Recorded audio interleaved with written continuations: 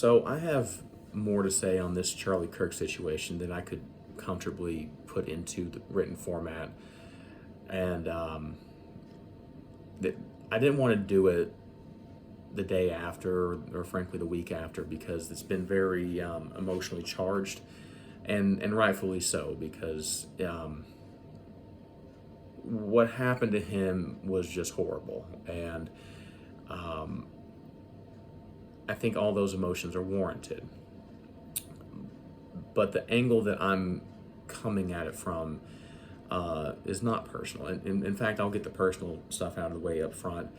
I think he was a great dude. If he was the same person off camera that he was on camera, then I think that he was a good dude that I would have had a good time talking with him. And I think that,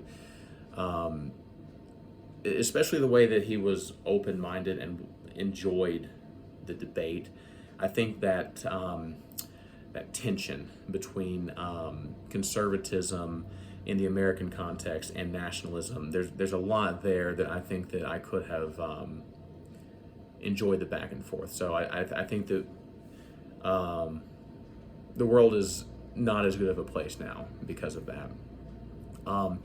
In terms of what I wanted to focus on here is, I think that the environment that we have created is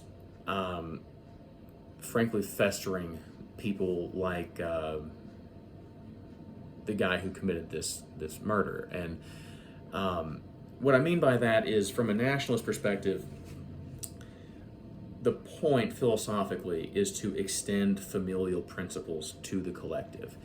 It's not individualistic. It is treating your society as a family. We are supposed to invest in the family unit that is creating better individuals.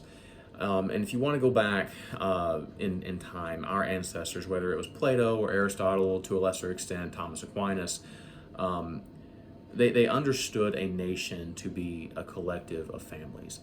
And the reason that you want that, well, there's a lot of reasons, but in this, as it pertains to this situation, like the reason that you want that is because you want to create an environment where families are able to not only form but also function properly, invest well in the next generation as they raise their kids, and they are creating good citizens.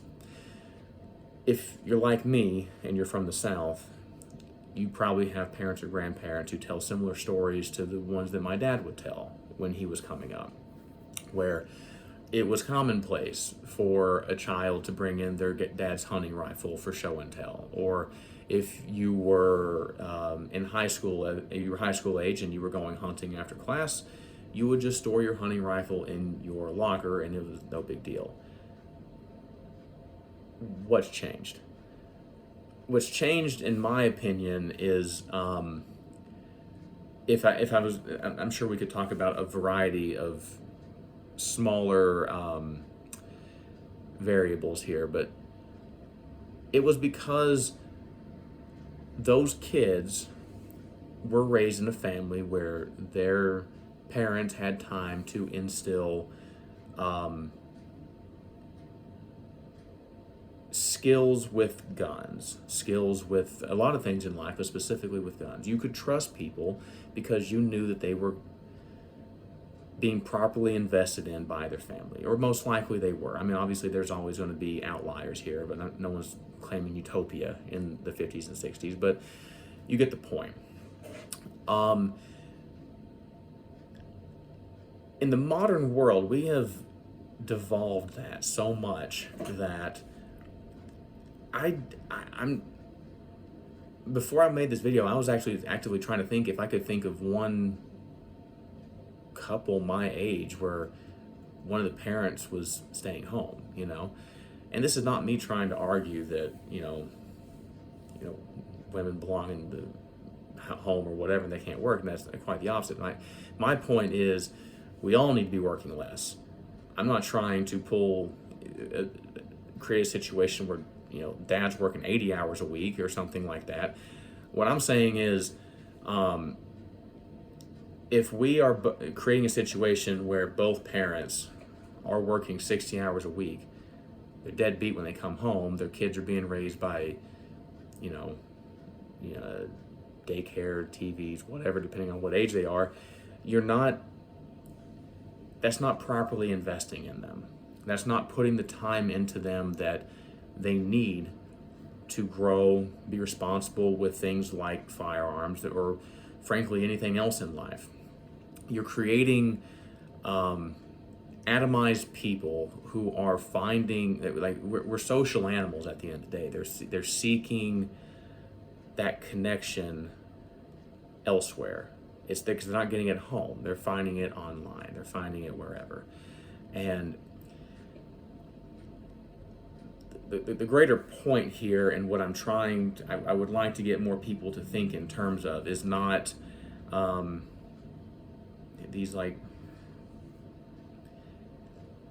economic questions shouldn't be questions of what's good for the GDP. They should be questions about what's good for creating families. And that's not only good for them, it's also good for the greater society that they are creating future citizens for. And I think that if I had this conversation a while back, and someone accused me of being a leftist or whatever because I wasn't I wasn't taking into account I guess businesses' bottom lines or whatever. And I guess to that I would just say, like, they don't exist. None of this exists in a vacuum, and we need to start thinking in terms of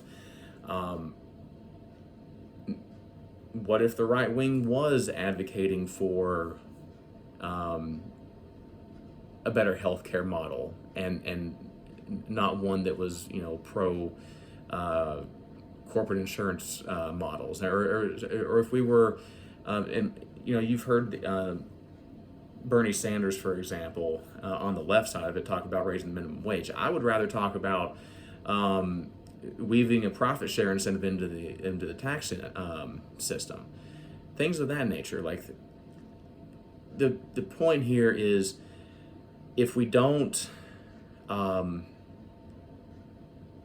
start thinking more long term and not in terms of corporate profits, this is going to continue to spiral, and it's not going to stop here. And I would hope that as conservatives and I guess I would say fellow right-wingers, I would assume is mostly who's consuming my page here, we could agree that that's something that we should be gearing our efforts towards.